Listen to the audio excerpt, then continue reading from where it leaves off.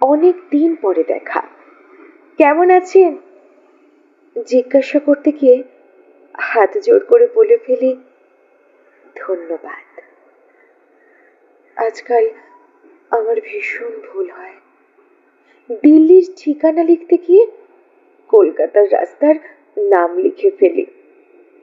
Pocket থেকে রুমাল বার করতে গিয়ে দেশলাই হাতে নিয়ে থমকে দাঁড়াই। কি যেন চেয়েছিলাম। হঠাৎ নিজের মনে হাঁটতে হাঁটতে একদিন পুরনো পাড়ার রাস্তায় চলে যাই। কি যেন চেয়েছিলাম। আজকাল আমার ভীষণ ভুল হয়।